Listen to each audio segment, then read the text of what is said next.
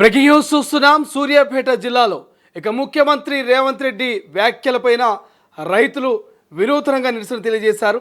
So పంట పొలాల్లో రక్తం చల్లితే సరిపోతుందంటూ ముఖ్యమంత్రి చేసిన వ్యాఖ్యలు గాను మరి సూర్యాపేట జిల్లాలో కొంతమంది రైతులు అక్కడటువంటి వృద్ధులు రైతుల నుంచి మరి రక్తం సేకరించి వాటిని పంట పొలాల్లో చల్లుతున్నటువంటి వీడియోలు సోషల్ మీడియాలో వైరల్గా మారుతున్నటువంటి పరిస్థితి.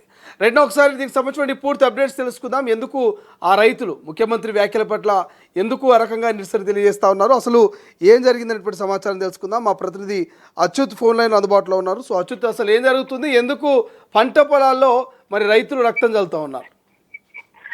Good afternoon Sachin. ముఖ్యమంత్రి రేవంత్ రెడ్డి చేసిన వ్యాఖ్యల పట్ల నల్గొండ జిల్లా వ్యాప్తంగా కూడా రైతులు పెద్ద ఎత్తున ఆందోళన బాట పడుతున్నటువంటి పరిస్థితి కనపడుతుంది, నిరసన తెలుపుతున్నటువంటి పరిస్థితి కనపడుతుంది.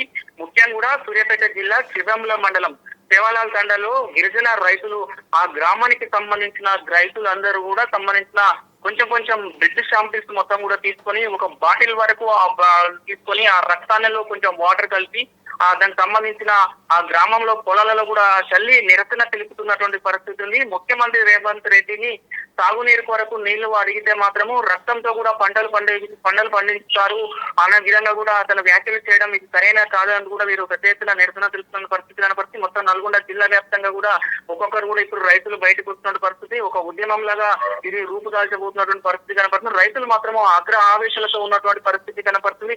కాకపోతే సాగునీరు అడిగినప్పుడు నీరు వస్తాయి రావు తర్వాత చెప్పాలి, కానీ ఆ రక్తంతో పండిస్తారంటే ఇన్ని సంవత్సరాలు మేము రైతులుగా ఉండి కన్నా కష్టం చేసి 6 కాలం కష్టపడి పండించిన పంటలను చేయడానికి కూడా రక్తంతో అమ్ముకున్నామంటూ వీరందరూ కూడా దీనికి సంబంధించిన ఏదైతే ఈ గ్రామస్తులు ఉన్నారు మొత్తం ఈ రక్తాన్ని మొత్తం ఆ పంట పొలాల చుట్టూ కూడా చల్లిన విజువల్స్ మన స్క్రీన్ మీద చూస్తున్నాం. ఈ పంట పొలాలకు సంబంధించి ఈ పంటలు పండిన తర్వాత ఈ రక్తంతో పండిన పంటలని ముఖ్యమంత్రి రేవంత్ రెడ్డికి పంపిస్తాము, ఈ పంటలు తిని అతను మరికొన్ని కాలాలు కూడా చల్లగా బతకాలంటూ కూడా వాళ్ళు జీవిస్తున్నటువంటి నిరసన వ్యక్తం చేస్తున్నటువంటి పరిస్థితి కనపడుతుంది. మొత్తం కూడా దీనికి సంబంధించిన ప్రతి రైతును ఒక సూర్యాపేట జిల్లా కాదు, యాదాద్రి భువనగిరి జిల్లా, నల్గొండ జిల్లా, మొత్తం ఉమ్మడి నల్గొండ జిల్లా వ్యాప్తంగా రాష్ట్ర వ్యాప్తంగా కూడా ఎవరైతే ముఖ్యమంత్రి చేసిన వ్యాఖ్యలకు మాత్రం పెద్ద ఎత్తున నిరసన జ్వాలలు బయటికి వెళ్తున్నటువంటి పరిస్థితి కనబడుతుంది. ఏ రైతును కదిలించినా కూడా ఒక ముఖ్యమంత్రి స్థాయిలో ఉన్న ముఖ్యమంత్రి ఈ విధంగా మాట్లాడడం సరైన పద్ధతి కాదని కూడా ప్రతి ఒక్క రైతు కూడా చెప్తున్నటువంటి పరిస్థితి కనబడుతుంది. మరి కాసేపట్లో కూడా చాలా మంది రైతులతో కూడా మనం మాట్లాడితే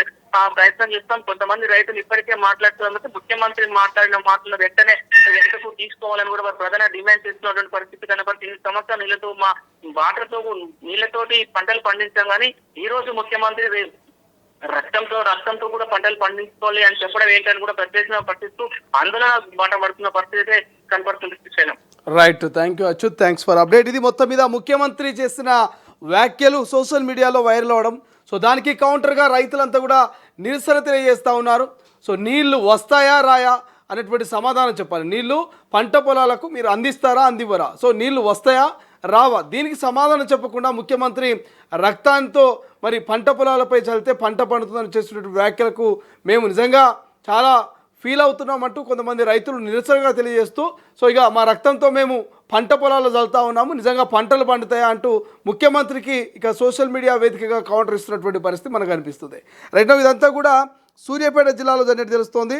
సో ఎప్పుడైతే తెలంగాణ ముఖ్యమంత్రి రేవంత్ రెడ్డి రక్తంతో పంటలు పండించవచ్చని తెలిపిన దాని ప్రకారం సూర్యాపేట జిల్లా చివేంల మండలం సేవలాల్ తాండా గ్రామ పంచాయతీ బీఆర్ఎస్ మాజీ సర్పంచ్ గూగులోతు కవిత అనిల్ ఆధ్వర్యంలో రైతులు తమ రక్తాన్ని తీసి పంట పొలాల్లో చల్లి నిరసన వ్యక్తం చేశారు. అనంతరం రైతు గూగులోతు లాలు మాట్లాడుతూ ముఖ్యమంత్రి రేవంత్ రెడ్డి నీళ్లు లేకుండా రక్తంతో పంటలు పండించవచ్చని తెలియజేయడం చాలా బాధాకరమని, ఇప్పటికైనా ముఖ్యమంత్రి తమ రక్తాన్ని ముఖ్యమంత్రికి ఇస్తామని, వారు రక్తంతో పంటలు ఎలా పండించాలో తెలియజేయాలంటూ వాళ్ళు ఆవేదన వ్యక్తం చేశారు.